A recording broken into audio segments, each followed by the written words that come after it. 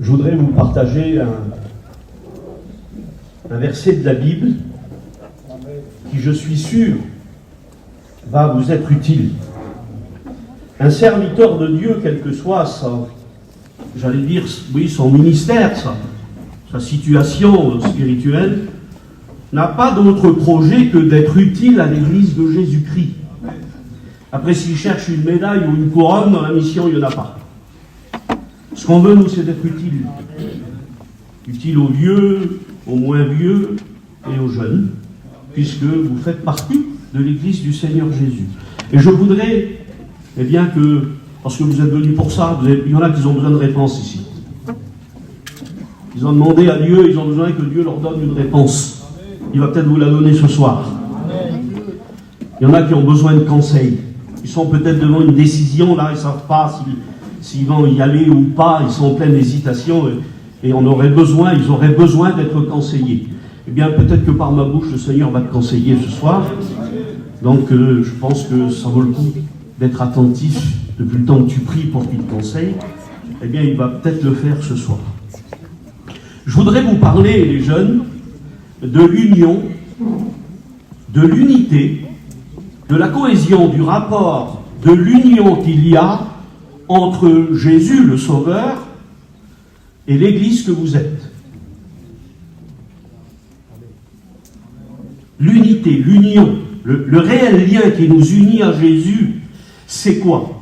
Alors, on pourrait, parce que vous l'avez déjà écouté, on pourrait parler par exemple du berger et du troupeau. Vous connaissez l'union qu'il y a entre un vrai berger et son troupeau? Il y a une union, un lien terrible. Parce que vous et moi, si on voit par exemple dans un champ des brebis, un troupeau, eh bien pour nous c'est tous les mêmes. Vous ne pourriez pas les discerner, vous. Mais le berger à qui appartient le troupeau, eh bien lui il les connaît, c'est Jésus qui le dit en Jean 10, il les connaît tous par leur nom. Il y en a une qui s'appelle Framboise, l'autre elle s'appelle, je ne sais pas moi, Francine, l'autre, il les connaît tous. Pour nous c'est tous les mêmes, ils ont tous, pardonnez-moi, la même tête pour nous. Il ne vient pas pour le berger. Il sait les différencier, lui. Il sait quelles sont les fortes, quelles sont les faibles. Il sait chaque détail, il les connaît par cœur. Alors on pourrait parler de cette union-là, de cette unité-là, qu'il y a entre le berger et le troupeau. Et croyez-moi qu'on pourrait déjà faire quelque chose de bien là. Mais j'ai regardé, j'ai dit, Seigneur, est-ce qu'il y a une union plus forte que celle du berger et du troupeau? Puis d'un seul coup, j'ai regardé Jean 15, j'ai regardé, il faut que je mette mes lunettes. À un moment donné, Jean 15, 5, le Seigneur, il dit, je suis le cep et vous êtes les sarments. Alors, pour ceux qui ne savent pas ce que c'est, le sceptre, c'est le pied de vigne. Vous avez vu qu'il y a les raisins là, il y a un gros pied là, un pied de vigne, il y a les tire-bouchons, on fait les tire-bouchons avec. Eh bien, le pied de vigne, c'est ça le sceptre. Et les sarments, c'est les branches. Ben là, il y a une unité quand même, hein. C'est la même chose, c'est la même plante. Eh bien, vous remarquerez que le travail, dit le Seigneur, par rapport à la vigne, il dit c'est les sarments qui ont besoin d'être taillés, pas le pied de vigne. Jésus, il n'a pas besoin de travailler, lui. Il n'a pas besoin d'être béni, Jésus. Lui. Jésus, c'est celui qui bénit, Jésus. Par contre, les branches, c'est l'apôtre Paul qui dit, nous faisons maintenant avec le Seigneur une même plante. Ah, ça, c'est une union. Alors, on ne peut pas faire pire, là. Puisque la sève, c'est l'équivalent du sang, si vous voulez, pour nous. Eh bien, pour la vigne, c'est la sève. Eh bien, elle passe dans le pied, puis elle va jusque dans les petites branches. Donc, on ne peut pas faire mieux. Quelle union, quelle unité. Eh bien, il y a un lien plus fort que celui-là encore. Et c'est de celui-là que je voudrais vous parler. Et ça va vous concerner, les jeunes. Il y a des jeunes qui se marient très jeunes parmi nous. Hein? J'ai encore écouté l'autre jour, là, une petite fille d'à peine 15 ans qui s'est mariée, qu'un petit garçon d'à peu près 16 ans. Bon, c'est pas l'âge, parce qu'il y a plein de problèmes quand vous vous mariez à cet âge-là. Et je voudrais vous parler du fiancé et de la fiancée. Je voudrais vous parler du couple, de l'époux et de l'épouse. Mais avant d'être époux et épouse, on est fiancé. Et c'est de ça que je voudrais vous parler ce soir. J'ai écrit, il faut que je lise ma note, hein. Vous savez que dans la Bible, alors ça va peut-être en étonner quelques-uns, mais vous lirez ça à la fin de l'évangile de Jean, le dernier chapitre de l'évangile de Jean, le verset 20 et le verset 25, dit ceci, écoutez bien. C'est marqué comme ça. C'est marqué. Le Seigneur a dit encore et fait beaucoup d'autres choses qui ne sont pas écrites dans ce livre. Et après, le verset 25, il dit, le Seigneur a fait encore beaucoup de miracles qui ne sont pas rapportés dans ce livre. Les jeunes, tous les miracles que Jésus a fait ne sont pas inscrits dans la Bible.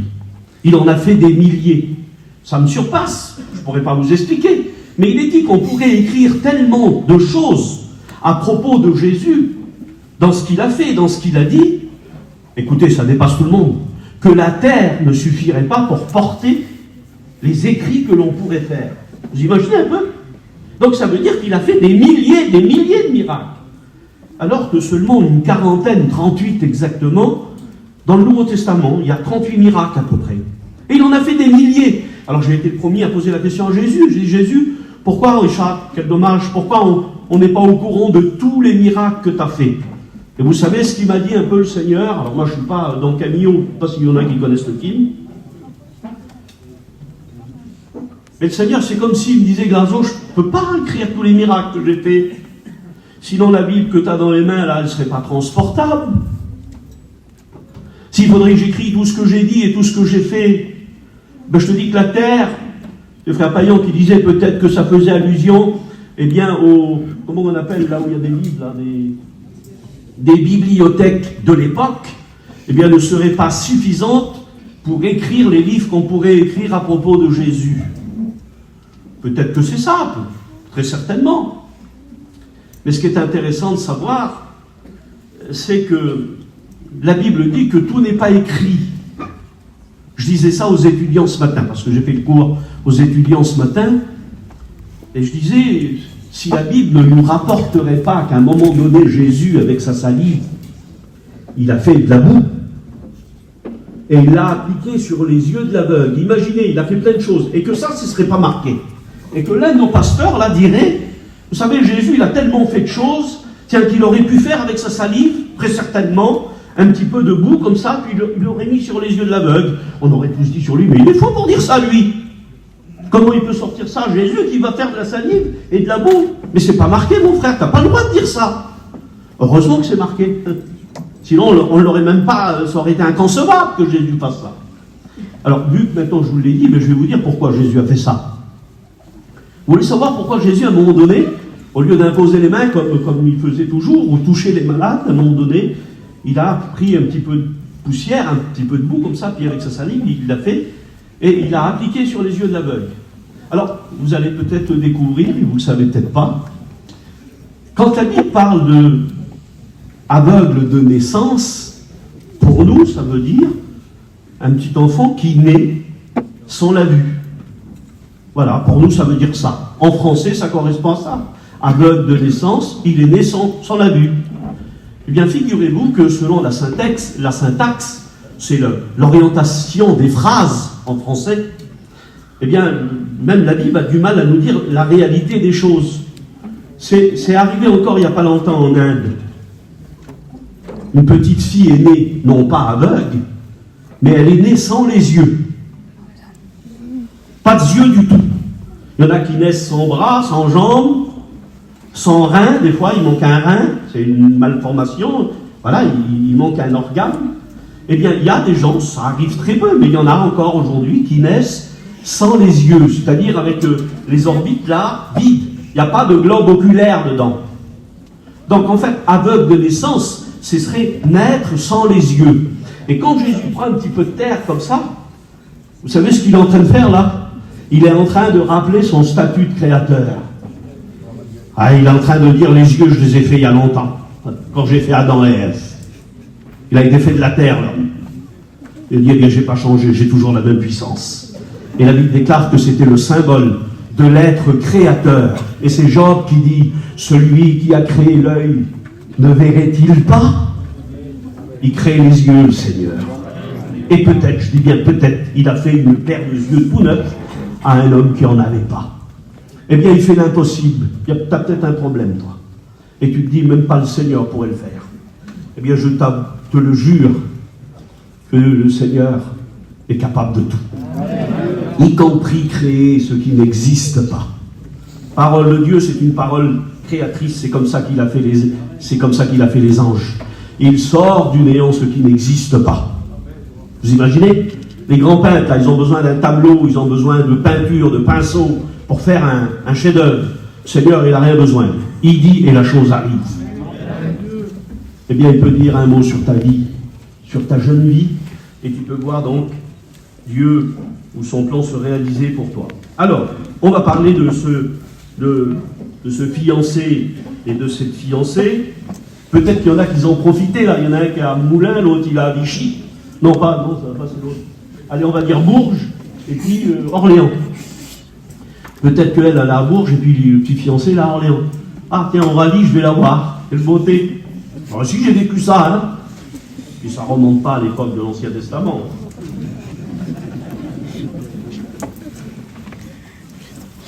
Eh bien, je vais vous parler de ça. Il faut que je commence, parce qu'après, je ne vais plus arrêter.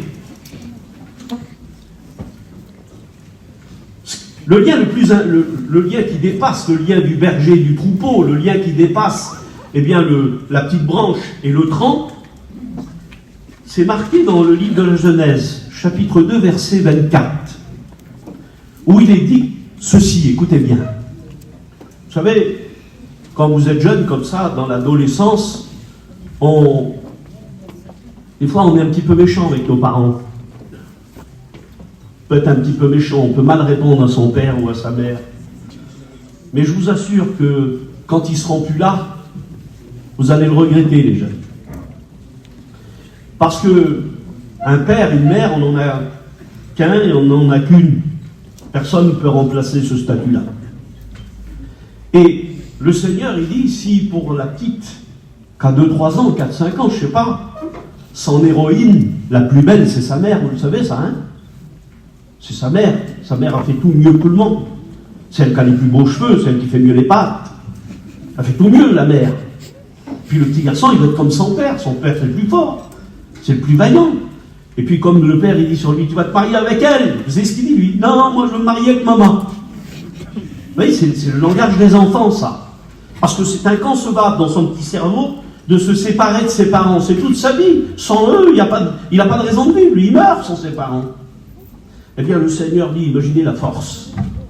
L'homme quittera son père et sa mère. Mais on ne va pas l'arracher. C'est lui qui va le faire. Ça va être voulu. Et en plus, il va presque le faire de bon cœur. Mais c'est inimaginable qu'il fasse ça. C'est les deux êtres qui l'aiment le plus, ses parents.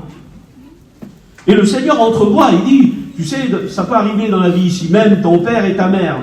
C'est pas tous les jours que ça arrive, c'est de temps en temps, et Dieu merci. Mais si même ton père et ta mère t'abandonneraient, il dit le Seigneur, moi je t'abandonnerai pas. Mais c'est rare quand une mère abandonne ses enfants ou un père, c'est pas souvent que ça arrive. Eh bien le Seigneur il dit, c'est volontaire. Il ne trouvera pas ça difficile. Il quittera son père et sa mère pour s'attacher à sa femme. Ah, ça c'est un lien. Pour pouvoir se détacher du lien des parents et pouvoir se lier à quelqu'un d'autre, eh bien croyez-moi que le lien est très très très puissant, très fort. Alors j'ai essayé, j'ai voulu regarder, j'ai prêché ça dans une église ou deux, mais je pense que c'est très bien que vous l'écoutiez aujourd'hui. J'ai voulu prêcher sur le mariage de la Bible. Et pour ça, je vais vous lire le verset. Et je lis juste un tout petit passage, parce que vous connaissez l'histoire. C'est Jean chapitre 2. C'est à la fois le premier miracle de Jésus, mais ça se passe au moment où Jésus est invité dans l'union d'un petit couple à l'époque. Et les pasteurs, les lecteurs de la Bible qui sont là et en bas, peuvent vous dire que dans la Bible, il n'y a pas tous les détails du mariage hébreu. Ça y est pas, il nous manque des détails. Et pour savoir des détails, il faut lire d'autres livres, des livres de l'histoire des Hébreux. Et là, vous apprenez, comme par exemple le Talmud, eh bien, vous dit dans le détail comment les jeunes se mariaient à l'époque du Seigneur Jésus. Et là, en Jean 2, eh bien, Jésus, on connaît l'histoire, il y a un moment donné, il a manqué de vin. Jésus, eh bien, a permis que le vin puisse il puisse réapparaître encore une fois, parce qu'il y en avait plus, pour que le mariage se continue et aille à son achèvement. Mais maintenant, si vous voulez savoir les détails, comment les petits se sont rencontrés, quelle était la loi à respecter, eh bien tout ça, la Bible ne peut pas le dire, parce que comme je vous l'ai dit tout à l'heure, les Bibles ne seraient pas portables. Nos téléphones sont portables. Le Seigneur voulait qu'on porte la Bible. Mais s'il faut écrire chaque détail, chaque phrase, chaque miracle, chaque mot, c'est une brouette qu'il faut pour transporter la Bible ou un camion. Donc, on connaît bien. Donc le Seigneur a compressé au maximum, et c'est pour ça que des fois, eh bien, notre curiosité n'est pas assouvie dans le détail. Par exemple, la première chose qui se passait, écoutez bien les jeunes, ça ne vous plairait pas, vous ne l'avez pas compris jusqu'à maintenant, vous ne le comprenez pas jusqu'à maintenant, mais je vais vous donner l'explication. C'est le père qui choisissait la fiancée pour son fils. Nous, on n'aime pas trop ça. Attends, mon père va choisir ma fiancée. Non, mais... Alors, je me suis posé la question, pourquoi le père faisait ça? Nous, c'est des affaires de cœur. Tu m'aimes, je t'aime, on se lie, on s'en va. Et puis voilà, on fait notre foyer. Pourquoi c'est le père qui choisissait? Eh bien, parce que il y a une phrase que vous connaissez. Vous avez entendu parler? Il a fait une erreur de jeunesse. Vous avez déjà entendu ça? Ça veut dire que c'est une erreur qu'il a créée parce qu'il n'avait pas la réflexion suffisante. Il n'était pas assez avancé en âge. Il n'avait pas la maturité qu'il fallait. Alors lui, il voulait, alors j'exagère, mais je le dis quand même, le petit garçon, il a eu 18 ans, il a eu le permis, il voulait une voiture comme ça. Puis on lui a dit, mais elle n'est pas sûre, l'auto, le moteur, il ne tient pas, ou il n'y a pas de place dedans, ou elle a tel défaut. Mais lui, il voulait celle-là. Et puis d'un seul coup, 3 jours après, elle casse. Une erreur de jeunesse. Il n'a pas voulu écouter le conseil qu'on lui a donné. Et si c'est l'auto, c'est rien. Il y en a qui font la même erreur pour l'épouse, pour la fiancée. Parce qu'elle, elle a des grands cils, comme dans les films de Mickey, vous avez vu, là, tac, tac, tac, ça fait ça avec les yeux. Lui, il est comme ça, égaré, et puis il la suit partout. Le père, il ne regarde pas aux yeux. C'est pour ça qu'il veut choisir. Il regarde l'entourage. Il regarde si c'est une bonne famille. Il se renseigne si la petite fille là, elle a de bonnes qualités, si ça pourrait faire une bonne épouse pour son fils. Ça, c'est le Talmud qui le dit là. Ah, mais si, la Bible, elle le dit aussi. C'est marqué dans le livre de la Genèse. Oui, c'est Abraham qui cherchait une épouse pour son fils Isaac. Il dit à son serviteur, je veux que mon fils trouve une épouse, mais je ne la veux pas parmi les étrangères. Je la veux de ma patrie. Je la veux de mon pays, de ma famille. Tant pis, je vais casser peut-être des baraques là. Peut-être que tu sors avec un non-croyant. T'as pas le droit. Excuse-moi, garçon. Peut-être casser le petit baraque que t'as monté. Ah non, la Bible dit que t'as pas le droit, tu peux pas te lier à un non-croyant. Oui, mais ma cousine, elle s'est mariée avec un non-croyant, maintenant c'est un étudiant. Ouais, tu sais comment on appelle ça? La roulette russe. Ah, ça peut. Il peut se convertir aussi. Mais tu peux aussi, toi, le suivre à lui. Alors, il faut que je regarde ma note, parce que j'ai des choses importantes. Je ne sais pas si je vais aller jusqu'au bout. À la fois moi-même, pour ma santé, je me sens tout bizarre, là, mais... vous voulez qu'on prie le Seigneur? Hein? Avant que je continue. Vous priez pour moi? Hein? Priez pour moi, moi je prie pour vous. Seigneur, bénis-moi. Pose ta bonne main, mon Seigneur. Enlève cette tension, Seigneur. Au nom de Jésus. Au nom de Jésus. Écoute la prière de tes enfants pour la gloire de ton nom. Au nom de Jésus. Merci, Seigneur. Amen. Gloire à Dieu. Merci, Seigneur Jésus. Allez, on continue.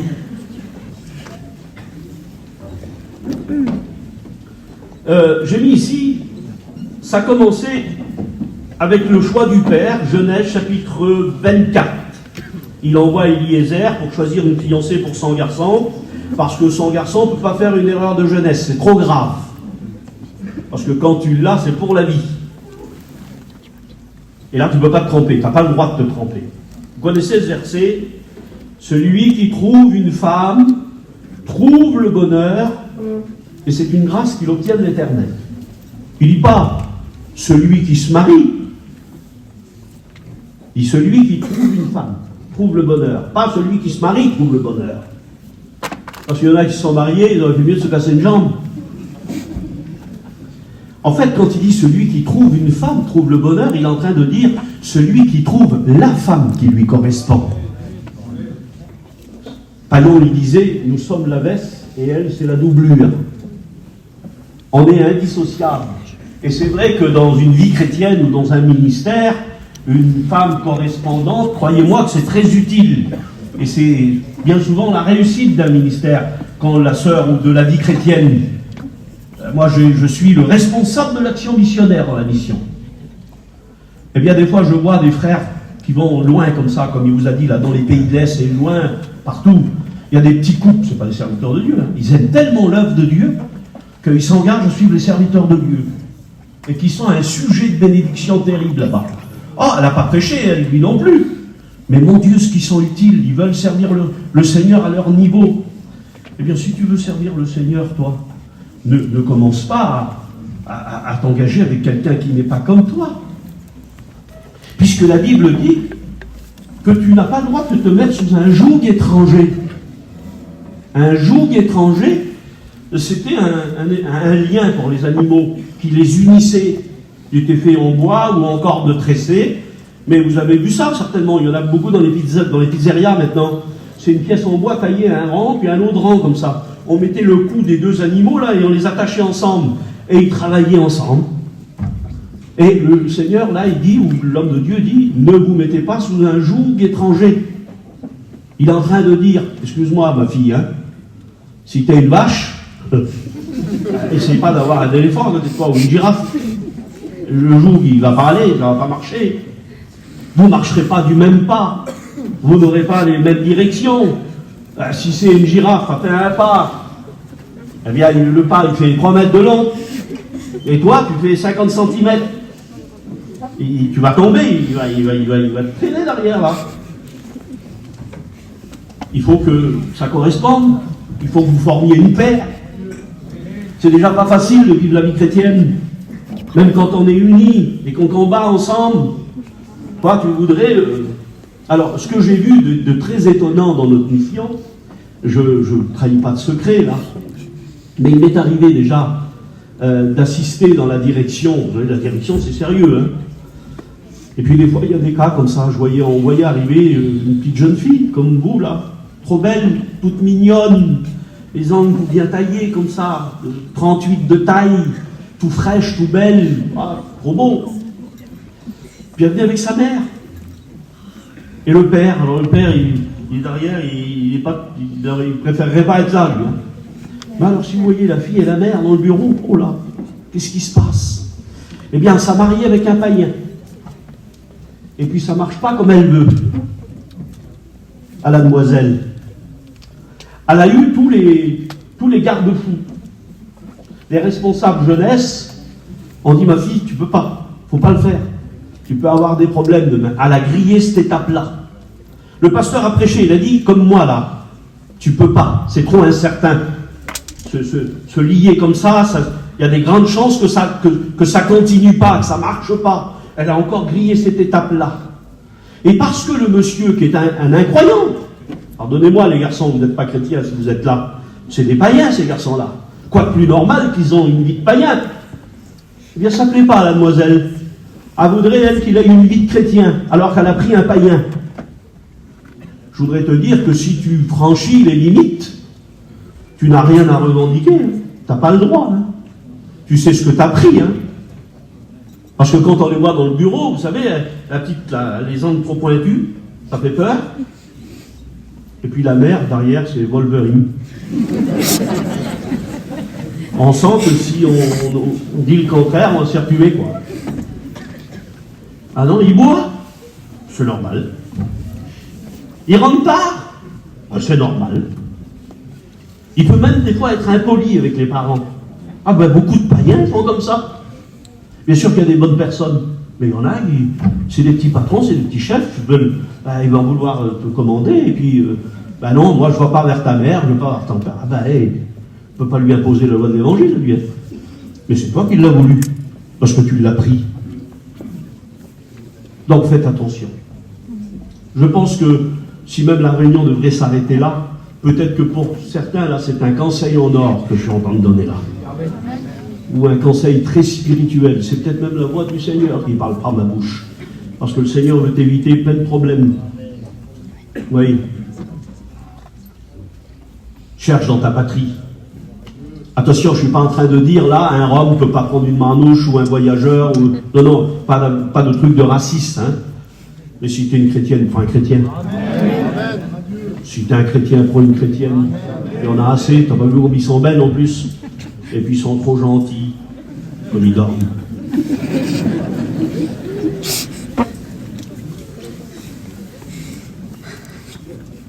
J'ai mis Akab, le roi d'Israël, qui devait normalement se lier avec une de chez lui, une d'Israël. Il a eu la bonne idée de se marier avec une païenne. Elle est répertoriée dans la Bible comme étant le personnage le plus méchant de toute l'Écriture. C'est pas Goliath, hein. Elle s'appelait Jézabel. Il avait fait un mauvais mariage. Mais vous savez le problème d'avoir fait le mauvais mariage? C'est pas juste le couple qui avait le problème. Hein. Que tu pourrais dire, toi, ben, c'est ma responsabilité. Hein. Moi, si je prends un païen et que j'ai des problèmes, c'est ma vie après. Ah non, tu te trompes. C'est la vie de tes parents aussi. Tu vas peut-être mettre ton père dans la misère. Là, Akab, il avait mis non seulement lui, mais il a mis tout Israël dans le problème. Tout Israël. Vous voyez, il a fait un mauvais mariage, il a mis tout le monde dans le problème. Donc non, c'est pas juste ton affaire à toi. C'est aussi l'affaire de ton père, de ta mère et de ta famille. Alors, j'ai mis Akab, roi d'Israël, s'était marié, il avait fait une erreur terrible. Un homme averti ou une fille avertie en vaut deux. Donc le père choisissait la fiancée. Et le garçon lui faisait confiance, parce qu'il savait que le choix du père était plus avisé que le sien. Parce que lui, il allait se fier à la couleur de ses yeux ou la beauté de ses mains, je ne sais pas trop. Le père, lui, il avait besoin de plus d'acquis que ça. Il voulait être sûr que son garçon allait bien tomber, et celui qui allait faire le meilleur choix, ce n'était pas le fils, mais c'était bien le père. Et j'aimerais vous dire que, quand Dieu a regardé, il devait choisir. Il voulait choisir une fiancée pour son fils, le Seigneur Tout-Puissant. Et puis il a regardé comme ça. Et puis on trouve dans la Bible, Dieu a tant aimé le monde. Il a aimé le monde, tout le monde entier. Il a tellement aimé le monde qu'il a donné son fils. Que Dieu soit béni. Dès que le père avait choisi la fiancée, c'est le fils qui devait se présenter à la porte de la fiancée. Il devait venir dans la petite maison, et maintenant plus besoin du père, il devait faire sa demande. Et ce que je vous dis là, c'est à ce mariage-là que Jésus a assisté. Hein. Tout ce que je suis en train de vous dire là, la Bible ne dit pas, mais ça s'est passé en amont, parce que c'est comme ça qu'ils se mariaient à l'époque. Et écoutez bien ce qui se passait. Le fiancé venait, une fois que le choix était fait, et le fils voulait se rendre compte lui-même. Et il frappait à la porte. Et puis là, ça m'a fait penser à ce verset. Je me tiens à la porte et je frappe. Et puis, moi, je me souviens quand il a frappé à ma porte à moi. J'ai ouvert la porte. J'ai vu son regard. Ah, Seigneur, il y avait tant de belles choses dans ses yeux. Je sentais qu'avec lui, j'avais tout à gagner, que je ne pouvais pas le refuser. J'étais obligé d'accepter sa demande. Car il était trop beau, le Seigneur Jésus. Il est le plus beau parmi les fils des hommes. Et puis il est venu devant ma porte et il a frappé comme ça. Et puis regardez, le fiancé venait, mais il ne venait pas les mains vides. Il venait avec 3 présents. 3 preuves qu'il était le vrai, que c'était lui et que c'était pas un autre. Parce qu'il y en a un pour toi, hein, et c'est pas un autre. Hein. Oh, Gazo, excuse-moi, frère, mais comment je vais faire? Alors, le dire, Seigneur, montre-moi mon fiancé, puis un ange, il va venir. Si tu as assez de foi, si vraiment tu veux mettre le Seigneur dans l'affaire, pour moi, il peut le faire. Hein. Il a son mot à dire hein, dans la vie que tu vas mener. On ne sait pas dans combien de temps le Seigneur va revenir, probablement très rapidement. Mais il peut te dire, comme il a dit à Joseph, vous vous rappelez Joseph? Il y a un ange qui s'est approché de lui, il a dit, Joseph, ne crains pas de prendre Marie pour épouse. Ah, le Seigneur avait dit son mot. Je peux te le dire à toi si tu lui fais confiance. Moi, j'étais un petit jeune homme, et je me souciais. J'ai dit au Seigneur, Seigneur, je voudrais trouver celle que tu m'as trouvée. Puis je lui ai demandé, puis je l'ai trouvée. Alors ma femme, elle s'appelle Chaussette. Je peux pas dire j'ai trouvé chaussures à mon pied. Trouvé chaussettes à mon pied. Eh bien, on a eu 3 garçons, c'est 3 chrétiens. Ils chantent tous les 3, enfin tous les 2. Le plus vieux, le 3e, il est à l'école biblique maintenant. Et puis on a essayé de servir le Seigneur comme on a pu. Imaginez que je choisisse quelqu'un qui ne partage pas les mêmes idées que moi, les mêmes objectifs, le même désir. Non seulement je dois combattre le diable, mais je dois combattre aussi mon épouse ou mon mari. Non, vous avez l'occasion de demander au Seigneur. Seigneur, il est vivant. Par contre, il est capable de dire au Seigneur, comme il avait dit par le moyen de Jean-Baptiste, il avait dit à Hérode, il ne t'est pas permis de prendre cette femme. Car c'est la femme d'un autre. Là, c'était ça. Mais tout court, parlons pas de la femme d'un autre, parce que là, c'est une catastrophe. Mais dire, non, il t'est pas permis. T'es pas permis. Ah, ça ne va pas avec toi. Si tu te soucies assez, si tu es assez spirituel, pour que tu dises au Seigneur, Seigneur, fais-moi ressentir si c'est lui ou pas. Eh bien, le Seigneur peut te répondre, je te l'assure. Moi, il m'a répondu, je n'avais pas de permis de conduire. Allez, tant pis, je le dis. J'avais fini mes 2 sessions d'école biblique. Et puis, il y a une sœur qui est venue vers moi, une sœur spirituelle. Vous voyez, c'est ni Jean-Baptiste, c'est ni l'ange Gabriel, parce que ça a été ça, là, pour les histoires que je vous ai expliquées. Mais c'est une vieille sœur, femme de Dieu, une femme spirituelle. Elle est venue vers moi, elle m'a dit, mon fils, excuse-moi de te dire ça, j'ai honte de te demander ça. Je dis, non, ma sœur, elle dit, dis-moi. Elle dit, la petite fille, là, tu sors avec elle? Ah, j'étais obligé de répondre à la femme, j'ai dit, un peu aussi timide, moi, j'ai dit oui. J'ai dit, Seigneur m'a dit qu'il faut que tu te maries avec elle. Seigneur Jésus. Ah ben je l'ai fait. Et je ne regrette pas. Elle a toujours été un soutien pour moi. Elle ne m'a jamais découragé dans l'œuvre de Dieu. Elle a toujours été derrière moi. J'ai obéi au Seigneur. Un petit conseil de quelqu'un qui a obéi au Seigneur, faites comme moi. Il venait avec 3 preuves qu'il était le vrai fiancé. Alors en hébreu, la première preuve, elle s'appelle le mohar. En hébreu, ça s'appelle le mohar. Qu'est-ce que ça veut dire en français? Ça veut dire le grand prix. Il venait avec un grand prix. C'était l'estimation de sa fiancée. Vous comprenez bien qu'il ne pouvait pas l'estimer à 300. Ah, s'il y était attaché, s'il la voyait belle, si son sourire lui plaisait, s'il savait qu'il y avait de bonnes qualités derrière, il fallait qu'il paye le gars. Hein. On appelle ça la dot. C'était le mohar. Alors moi je vous pose la question, quand Jésus est venu, il est venu les mains vides ou il est venu avec le grand prix? Bien sûr qu'il est venu avec le grand prix. Il est venu avec le prix de sa vie. Nous n'avons pas été rachetés de la vaine manière de vivre par de l'or ou de l'argent, dit l'apôtre Saint-Pierre, mais par le sang précieux de notre Seigneur Jésus. Ah oui, il est venu avec le mohar. Il ne s'est pas moqué de nous, le Seigneur. Il a affiché, il a mis le prix. Et il a montré par là à combien il tenait à toi. Il a dit, voilà ce que je suis capable de payer. Merci Seigneur Jésus. Il a amené une deuxième preuve. Ça s'appelle la ketouba. La ketouba, c'était un document, l'équivalent d'un document de mariage, un certificat de mariage. Il avait rempli le fiancé, là, le futur époux, il avait rempli son côté, lui, et puis il restait le côté à elle. Mais pour qu'elle remplisse, il fallait qu'elle dise oui. Il fallait qu'elle dise oui. Elle pouvait dire non. Elle n'était pas obligée. Mais souvent, elle disait oui. Parce que les choses étaient faites correctement. Ils étaient dans les normes. Autrement dit, c'était spirituel. Quand c'est spirituel, tu es obligé de dire oui. Et puis quand le marié montrait comme ça la ketouba, eh bien, il y avait des choses marquées dessus. Vous savez ce qu'il y avait marqué dessus? Il y avait des promesses de marquées dessus. Et ça, on le voit à la télé. Vous avez vu, là, il y a des émissions qui parlent de mariage, là. Ils disent, par cet anneau, je m'engage à t'être fidèle, hein, dans la santé et dans la maladie, dans la richesse et la pauvreté. Elle promet, c'est des promesses. Lui, il promet à la fiancée. Et elle doit faire pareil après, à un moment donné. Eh bien, pas la peine de vous dire que le Seigneur nous a promis plein de choses. Hein. Il y a une partie qu'il nous a donnée, le Seigneur, vous le savez. Ah oui, il nous a promis la vie éternelle. Il vous l'a donné.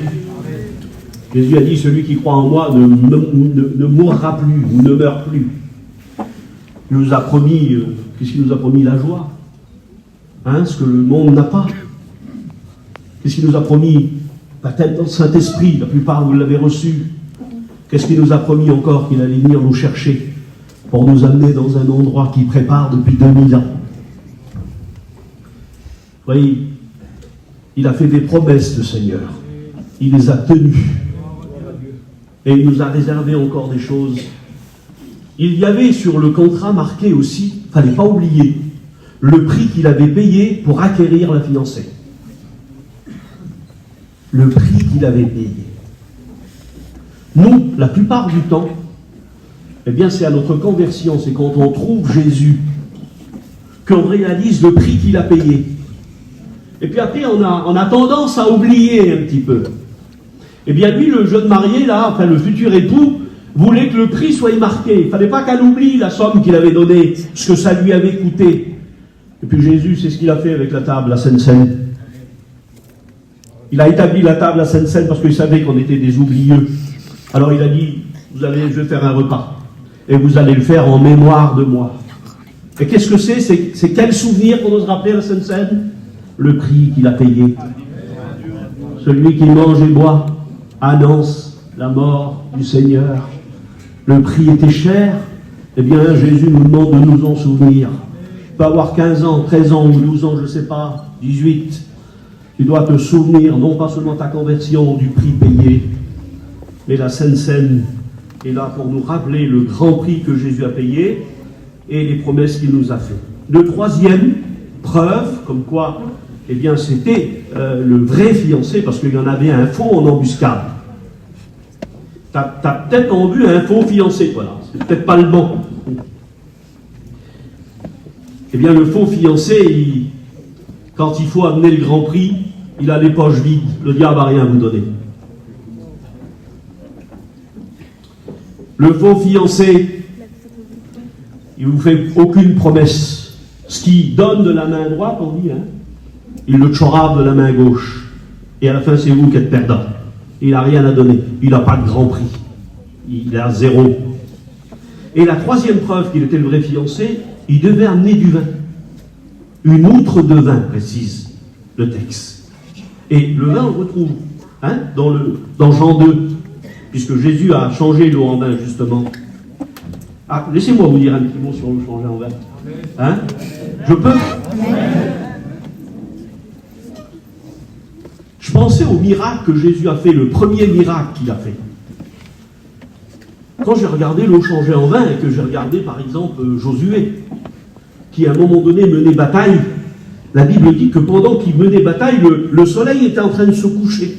Et puis Josué était en train de remporter la victoire. Il ne voulait pas remettre à demain. Il voulait gagner tout de suite, mais il voyait que le temps allait lui manquer. Alors je ne sais pas s'il a fait ça, hein, mais c'est moi qui le fais. Oh, il a regardé comme ça, un peu comme le coureur là, vous appelez le Lucien Bolt, je ne sais pas s'il a fait ça, mais il a fait comme ça peut-être. Et parce qu'il voulait gagner tout de suite, il a arrêté le soleil. Imaginez quel miracle. Après, vous voyez par exemple Moïse. La Bible dit qu'il arrive devant la mer. C'est fini, c'est foutu. La Bible dit que le Seigneur ouvre la mer. Quel miracle, Seigneur Jésus. Daniel est jeté dans la fosse aux lions. Vous allez faire plus féroce que des lions où ils étaient affamés. Les lions ne touchent pas Daniel. Et puis je dis, Seigneur, toi, pour ton premier miracle, tu le fais là, juste au milieu d'une famille. Tout le monde ne sait pas, tout Israël n'est pas là. Et puis en plus, ton miracle, tu changes l'eau en vin. Bon, c'est un miracle. Mais comment je sais que tu n'as pas arrêté le soleil? Pourquoi tu n'as pas ouvert la mer? Pourquoi tu n'as pas fait quelque chose qu'on jette plus, Seigneur? Puis le Seigneur, il m'a parlé, mes frères. Vous savez ce qu'il m'a dit? Ça me touche quand j'en parle. Le Seigneur, il m'a dit, Lazo, quand Josué a arrêté le soleil, est-ce qu'Israël avait changé? Est-ce qu'à partir de là, ils se sont tenus correctement? Est-ce qu'ils étaient plus idolâtres? Non, j'ai dit, Seigneur, même avec le soleil arrêté, ils ont continué à dévier, à tricher, à mentir, à être idolâtres. Et la mer ouverte, quand Israël a traversé de l'autre côté, ils étaient impeccables? Ou alors il n'y en a aucun d'eux qui est rentré dans le pays promis. Ah, je dis oui, Seigneur. Eh bien, moi, gaz au lot, changé en vin. Ça parle de ce que je suis venu faire. Je suis venu changer les choses. Parce qu'il n'avait pas de goût. Je suis venu apporter du goût. Parce qu'il n'y avait pas de couleur. Je suis venu apporter la couleur. Je suis venu changer les choses. Et ce miracle-là, qui te semble toi peut-être anodin, eh bien, parle de ce que je suis venu faire. Je suis venu changer les choses dans le fond. On avait tous un cœur de pierre.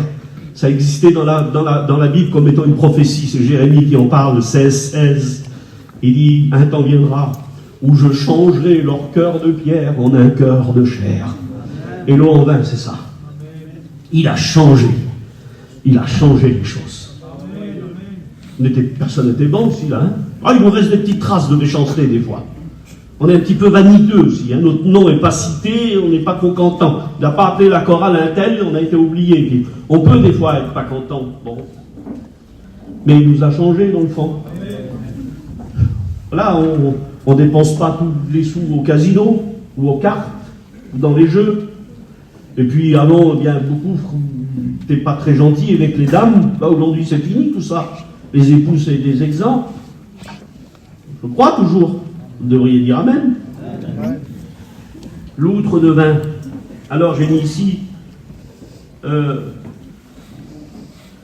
il a payé. Il a avancé les preuves qu'il était le vrai fiancé. Et c'est à partir de ça que l'apôtre Saint Paul déclare en 1 Corinthiens 6, 19, vous ne vous appartenez plus à vous. Il y en a qui veulent continuer à vivre comme ils vivaient. Ah, il y a beaucoup de limites dans la vie chrétienne, hein, pas le droit de faire ça, pas le droit de faire... Il y en a qui se sentent comme dans un carquois, comme si on les a attachés. Mais tu t'appartiens plus, il t'a payé. C'est lui qui a donné le prix. Tu es sa propriété, tu es sa fiancée, tu crois qu'il va te laisser aller n'importe où? Mais un homme qui se respecte, il ne laisse pas aller sa femme n'importe où. Eh bien oui, le Seigneur te retient et il a raison. Parce qu'avec un peu trop de liberté, on peut se perdre. On a toutes les libertés, nous. Mais il ne faut pas en faire un prétexte pour vivre selon la chair, car la chair nous perd, et là, il faut faire attention. Alors, j'ai regardé, parce que faut que je finisse quand même, pas maintenant, hein, parce que je crois que je suis bien maintenant. Vous avez prié pour moi, fallait pas. Dès qu'elle donnait son consentement, là, elle disait oui, ok, je vois que tu as les preuves, et que c'est toi et pas un autre, eh bien, il se servait du vin qu'il avait amené là. Une première coupe de vin était bue entre elle et lui. Vous savez, ça correspond à quoi? Dans notre vie à nous, c'est la nouvelle naissance. C'est la conversion. La Bible dit qu'il y a plus de joie dans le ciel pour un seul pécheur qui se repent que 99 justes qui n'ont pas besoin de repentance. Ah, vous avez été en joie, vous, quand vous avez trouvé Jésus. Il y en a qui ont pleuré pendant 2 jours, non pas de tristesse, mais tellement la joie était grande de découvrir Jésus comme le Sauveur, comme le Seigneur. Pardonnez-moi, nous, on respecte la politique, mais vous savez bien que nous, on ne met pas notre confiance dans les présidents, que Dieu les bénisse et qu'ils prennent des bonnes décisions. En ce moment, ils ont plein de problèmes. Mais nous, notre président, notre chef, notre roi, c'est le Seigneur Jésus. Amen. Que son nom soit béni. Alors elle donnait son consentement, elle disait oui, et c'était fêté par une coupe de vin. Souvenez-vous, Jésus a dit, je ne buvrai plus désormais de ce fruit de la vigne, jusqu'au jour où j'en boirai. Ah, c'est pas fini, c'est une outre. Il n'y a pas juste de la joie à la conversion, il y a plein de joie qui est semée durant la vie. Oh, mais il y a aussi des tristesses, il y a aussi des misères. Et ça, c'est la vie qui veut ça. Mais il y a plein de joie à trouver dans le Seigneur. Et il y a zéro joie sans le Seigneur. Il y a des semblants, il y a de la tranquillité, mais il n'y a pas de paix, il n'y a pas de joie. Alors écoutez bien, dès que le fiancé avait reçu son oui, il partait. Et la fiancée devait prendre un bain qu'on appelle en hébreu le bain de la Mikève. Ça s'appelait comme ça. Un bain. Elle s'immergeait totalement dans de l'eau. Ah Seigneur, quelle beauté! C'est l'image du baptême d'eau. La Mikève. Ça signifiait 2 choses pour elle. Ce baptême-là, pour elle, ça signifiait 2 choses. Ça écrivait, ça signait son changement de statut. C'était plus une petite jeune fille avec un cœur à prendre. C'était une promise. C'était une chasse privée. Ah, plus personne n'avait le droit de l'approcher. Il fallait qu'elle fasse attention. Il ne fallait pas qu'elle fasse jaser sur elle. Il fallait qu'elle se comporte bien. C'était une promise. De jeune fille, elle donnait une promise. Et puis aussi, le bain de la Mikhèv lui signalait qu'elle devait être prête à tout moment. Parce que le fiancé pouvait à tout moment revenir, il fallait qu'elle soit constamment prête. C'est pour ça que les prédicateurs prêchent et ils disent, on n'a plus le temps de se préparer, il faut être prêt. Parce qu'avec tout ce que... Écoutez, moi, encore une fois, je vais le dire, je ne pense pas être un prophète que je le saurais. J'ai déjà parlé certainement par inspiration, mais je ne suis pas un prophète. Mais en voyant ce qu'on voit à la télé, vous savez que nous sommes là devant une guerre mondiale qui peut facilement éclater. Je vous rassure, selon la prophétie ou bibliquement parlant, c'est très proche, mais ça ne peut pas être maintenant. Parce qu'il faut que l'Église s'en aille. Et après, il y aura ce que l'Apocalypse prévoit, la grande guerre, qui se traduit par les 4 cavaliers de l'Apocalypse, mais ce n'est pas de ça qu'on parle. Donc, revenons sur le bain de la Mikhèv, qui est le symbole du baptême d'eau pour nous, puisque son statut a changé. Quand on se baptise, nous, notre statut, il change. On devient des chrétiens, des membres à part entière d'une église, et puis on ne peut plus faire ce qu'on veut. On mène une vie chrétienne, on a un témoignage à avoir, on ne doit pas faire jaser les gens, on ne doit pas donner l'occasion aux gens de bien nous tirer une balle dans le pied par une mauvaise conversation, par des mauvais regards, ou ce que vous voudrez. Donc notre statut a changé et nous l'avons reconnu. Merci Seigneur Jésus. Elle ne connaissait pas le jour où le fiancé, il ne disait pas. Vous savez pourquoi il ne disait pas? Parce que lui-même ne savait pas. Je vous assure que le Talmud déclare que le fiancé, quand il partait, il ne savait pas quand il allait revenir. Mais alors comment il faisait, Garzo? C'était dans les mains du Père. C'est le Père qui décidait quand le Fils devait venir. Vous vous rappelez de ce verset de Matthieu 24, 36, où Jésus a dit, ni les anges, ni même le Fils sait quand est-ce qu'il reviendra. Vous vous souvenez de ça? Fait allusion à ça, le Seigneur, là, le fiancé qui ne sait pas quand il vient. Il n'y a que le Père qui lui donnera le signal. C'est pour ça que c'est écrit dans l'Épître aux Corinthiens, chapitre 15, et à Thessaloniciens, chapitre 4, où il dit à la voix d'un archange, au son de la trompette de Dieu, c'est lui qui fera le signal. Le Seigneur lui-même descendra du ciel. Il attend le signal du Père pour venir nous chercher. Que Dieu soit béni. Alors regardez, j'ai mis ici le Père seul, Matthieu 24, 36, ni les anges, ni le Fils, seul le Père. Quand tout était... Alors pourquoi c'était le Père et pourquoi ce n'est pas le Fils? Je vais vous le dire.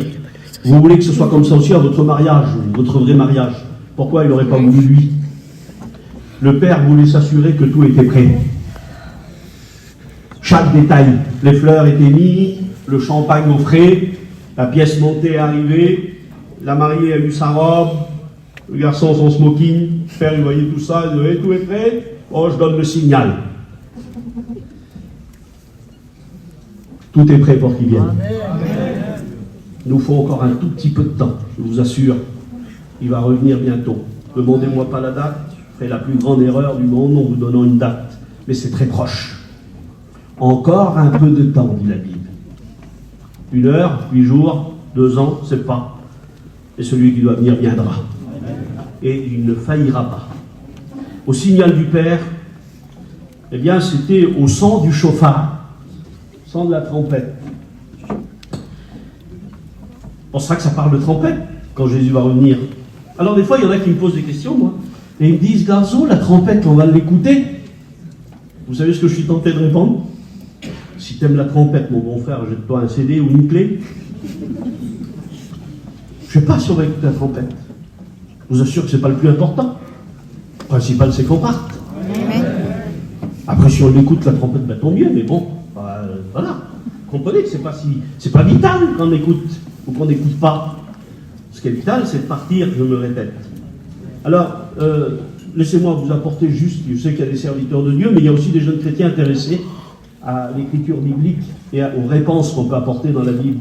Moi, les réponses, je les donne quand il y en a. Quand il n'y en a pas, je dis, je ne sais pas, c'est la foi qui prend le relais, et j'y crois même que je ne comprends pas. Ça s'appelle la foi, ça. Mais regardez, par exemple, l'apôtre Saint Paul a dit en 1 Corinthiens 15, 52, que c'est à la dernière trompette que l'Église est enlevée. Là, on a un problème. Parce que ceux qui savent, parce qu'il y a fait quelques années que vous fréquentez les réunions maintenant, et vous savez que dans la Bible ou dans l'Apocalypse, il est question, ou il est parlé de 7 trompettes, qui sont les 7 trompettes de l'Apocalypse, ça fait trembler tout le monde. Chaque trompette, eh bien, il y a un seau et une coupe qui est déversée. C'est les grandes misères de la grande tribulation. Et là, Paul emploie le terme à la dernière trompette. Donc certains assimilent la dernière trompette de Paul aux 7 trompettes de l'Apocalypse. Alors est-ce qu'on fait bien?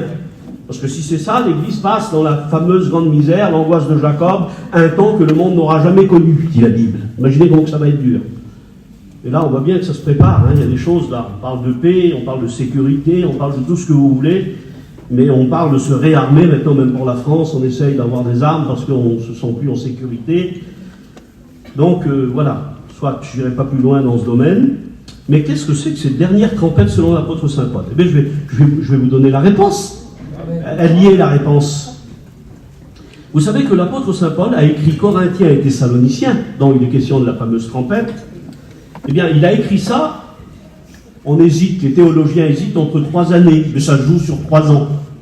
Soit Paul a écrit en 55, en 56 ou en 57, de notre ère à nous. Là, on est en 2025. Si vous reculez, vous allez en 55, 56 ou 57. C'est dans cette période-là qu'il a écrit sa lettre dont il est question, la dernière trompette.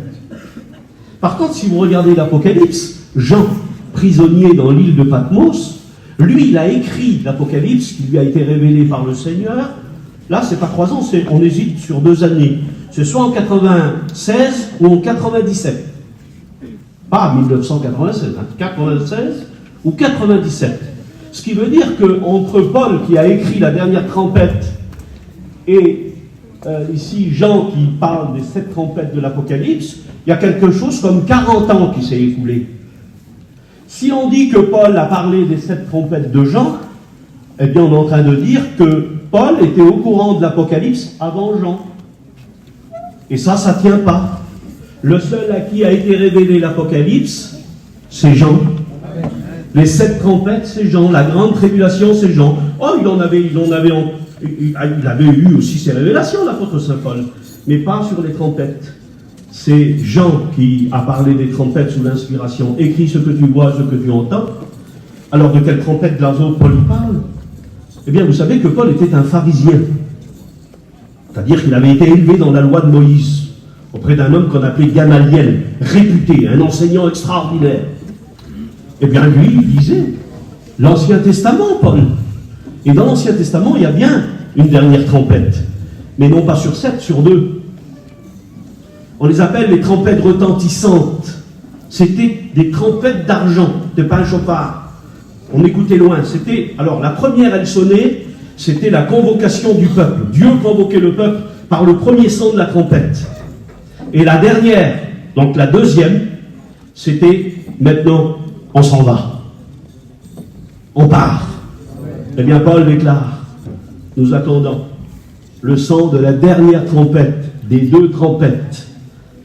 On attend, on est attentif au son pour pouvoir partir. Voilà l'explication, mes frères et mes sœurs, et de la différence qu'il y a entre les 7 et les 2 trompettes. Alors, écoutez bien, ça nous ressemble. S'il y a des sédentaires parmi nous, eh bien, les gitans se marient en enlevant la fiancée. Mais elle est d'accord, bien sûr, parce qu'on s'aime avant. On ne va pas l'enlever comme ça. Si j'ai un enlèvement, ils vont en prison. Hein. Mais ils s'aiment, mais c'est notre tradition. On vient et on l'emporte. Eh bien, figurez-vous que dans la Bible, c'est marqué que le fiancé venait ravir sa fiancée. Il venait la ravir, sans prévenir. La famille dit, oh, vous savez pas, la petite. Hey. Le fiancé disait rien. Et c'est pareil pour Jésus. La Bible dit qu'il va venir nous enlever. Il va venir nous ravir.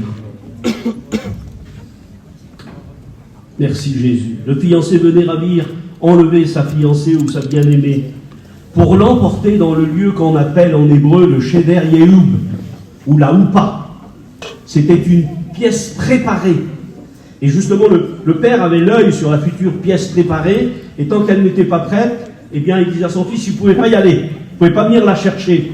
Et vous aussi, vous avez bien vu quand vous mariez là. Il faut le billet d'avion, il faut savoir où c'est que vous allez aller, et puis tout ça, il y a une préparation avant. Il faut que lui, il aille 2-3 petits habits pour faire les photos, elle aussi, il y a une préparation. Eh bien là, c'est pareil. Le père est au courant des préparations. Et quand la trompette va sonner, il va dire à son fils, c'est bon, tu peux y aller. Tu peux la prendre et l'emporter dans le lieu qui a été préparé pour elle. Merci Seigneur Jésus. Je m'en vais vous préparer une place. Le chef où Jésus l'a dit. Je m'en vais et je vais vous préparer une place. Et quand ce sera prêt, ce sera fini, je reviendrai vous chercher. Afin que là où je suis, vous y soyez aussi. Que Dieu soit béni. Alors regardez. J'ai mis ça, je vais presque terminer. Dès qu'il prenait sa fiancée, une fête de 7 jours pouvait commencer. Il appelait, il partait, la fête commençait, elle démarrait. 7 jours de fête, sans interruption. Eh bien, ça veut dire que quand l'Église sera enlevée, sur terre, il y aura quelque chose qui correspond aussi à cette année. Le temps des noces sera le temps de la grande révélation. Alors que nous nous réjouirons d'être avec le Maître, le Seigneur des Seigneurs. Oh, pour les gens, c'est de la folie, vous savez. Eh bien, pour moi, c'est de la folie que de croire dans la promesse des politiques. J'ai le droit quand même, non? Chacun sa folie, hein? Nous sommes des fous de Dieu. Bah, alors, on ne pose pas de bande, nous. Hein? Nous, on aime. Nous, on veut que tout le monde vienne à la vie. Nous, on veut que tout le monde vienne à Jésus-Christ pour avoir la paix, la joie et le bonheur. Eh bien, être fou de Dieu comme ça, dites-le si ça vous chante. Mais je suis heureux d'être un peu pour le Seigneur. Et je suis sûr que vous aussi. Alors regardez, 7 jours de fête. Je voudrais vous dire que les quelques soucis qu'on affronte, parce qu'il y a des tribulations dans le monde, hein, il y a des jours difficiles des fois. Eh bien, croyez-moi que par rapport à ce qui nous attend, ça vaut le coup. Ça vaut le coup d'attendre et de patienter.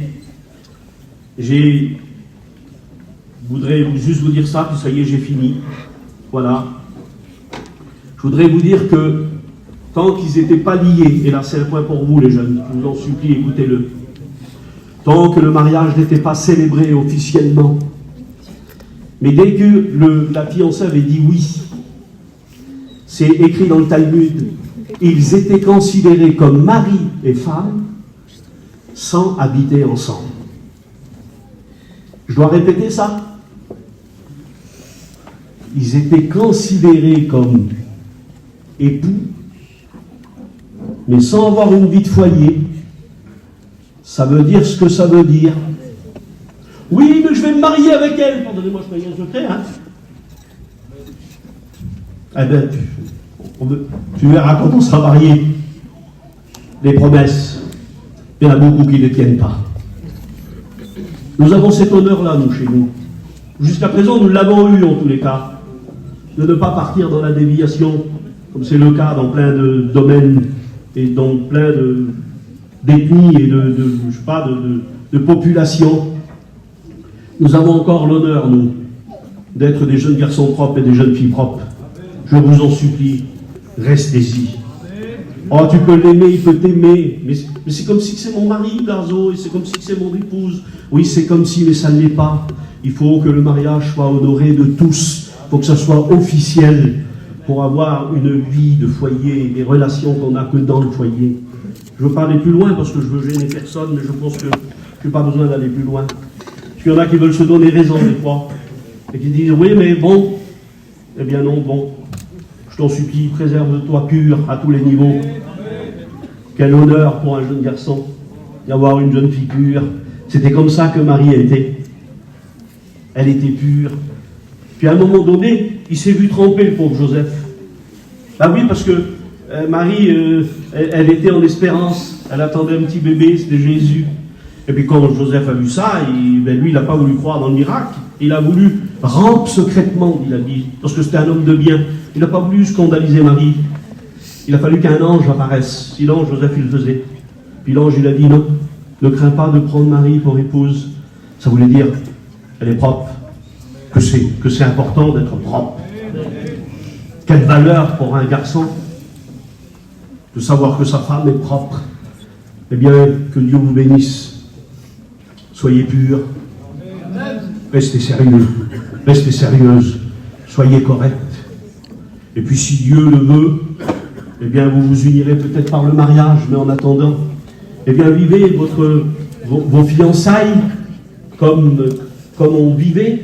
Voilà, je ne sais pas, la beauté de fréquenter, on disait ça, hein, fréquenter. Vous avez l'âge d'elle, mais après il n'y a plus de honte, c'est le mari et c'est la femme, alors qu'ils ne sont pas encore mariés. Eh bien ça dénature, c'est pas biblique, et ça ne plaît pas au Seigneur. Alors on prie le Seigneur ensemble, s'il vous plaît.